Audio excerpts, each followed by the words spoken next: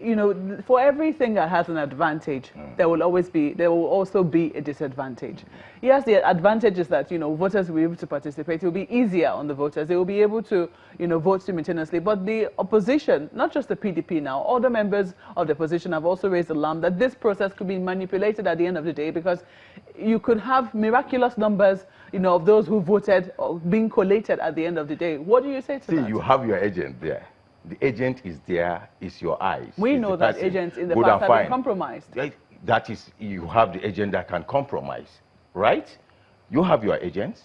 The party, now the result will be announced there.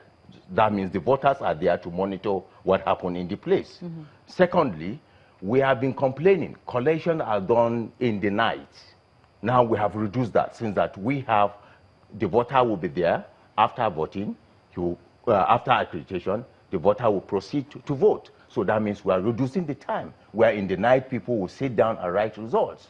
So I don't see any problem with that, except maybe there is something they want to do in between the accreditation and the voting, because of that 1 hour or 2 hours. How do you respond to that? He's saying he only sees advantage. Why does it become a problem to the APC-led federal government to always insist on procedures that they know will actually cause some level of confusion, that also, you know, how is this going to confuse anybody? No, wait. Because, Mr. Fegwa, in fairness, let us look at the process. In fairness, we have seen in times past a lot of people getting accredited and not everybody coming back to vote.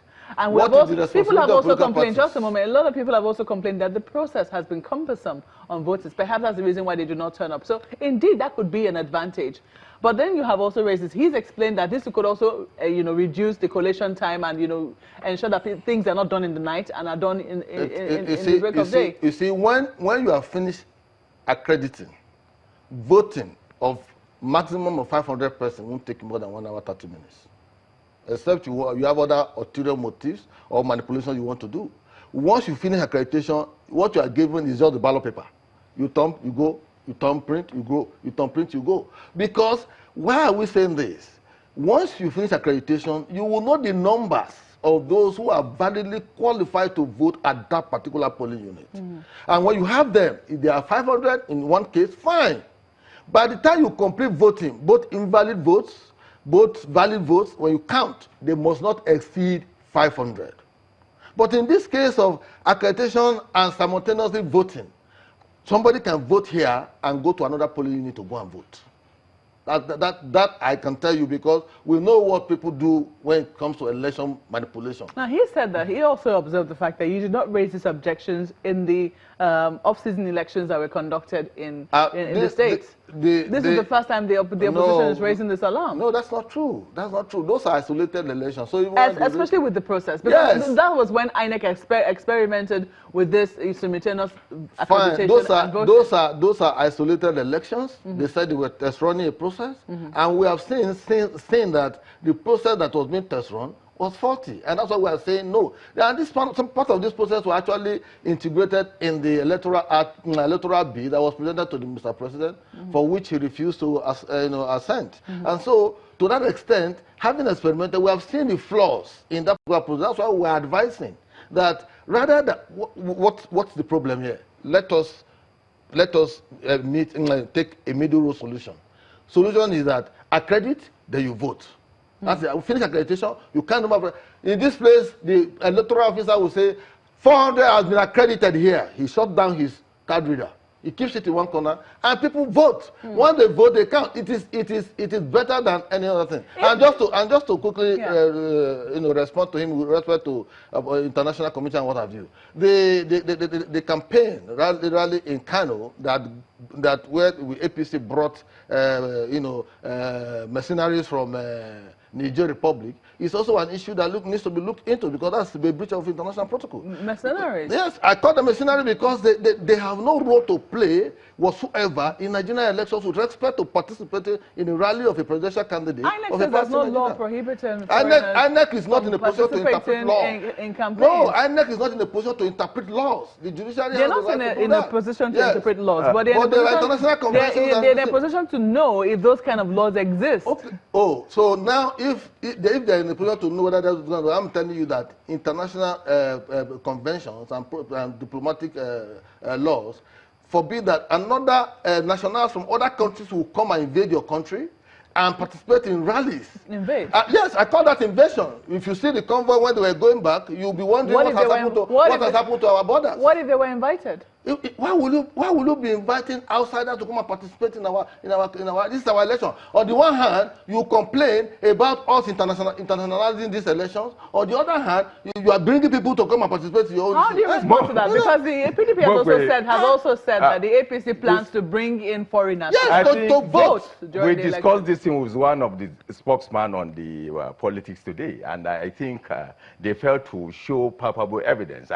What happened, even the Twitter handle that sent the pictures, they were not at the campaign rally. They were at the government house. And I think your channels would do us favor if they can scroll it again. One.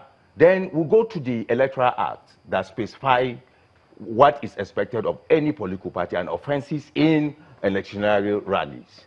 Section 94, 95, and 99, respectively, of the Electoral Act specify the offenses in electioneering rallies.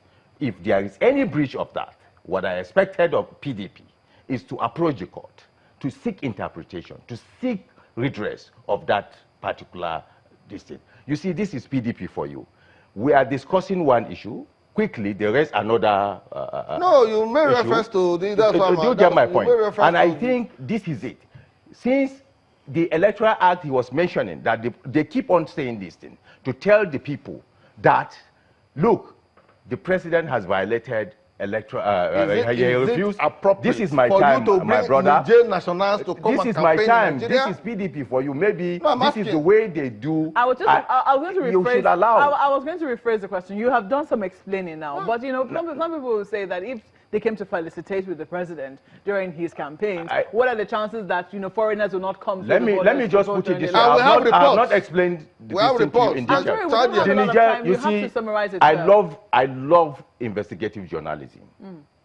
The response, he is a journalist, and I respect journalists because they bring matter to the fore for people to see. A quick summary, sir. Let me just tell you, the Niger response, that is from their angle, there was a cross-border meeting, cross-border crime meeting in Kano. Coincidentally, there was a rally in Kano. That's why they did not go to the rally, despite the fact there was no law stopping them.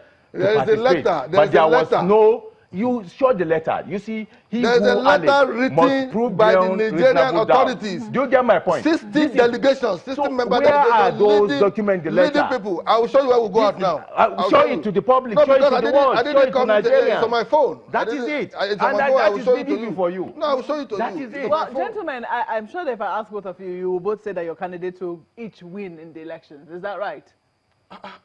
Just a quick summary. Definitely, you know, from the campaign train. Of course, seeing the outcome of posters and all of that. We will know. Those are political jobs. On election day, I think that the Nigerian people will decide. Gentlemen, I have to thank you very much for coming on Sunrise Daily. Kasim Afegwa, Spokesperson in Presidential Campaign Council of the People's Democratic Party, and I've also had with me Professor Medina. Osiju Medina. My sincerest apologies for that. No problem. Thank you so much, gentlemen, for coming on Sunrise Daily this morning. That will be this segment. We'll come back in just a moment. Please stay with us.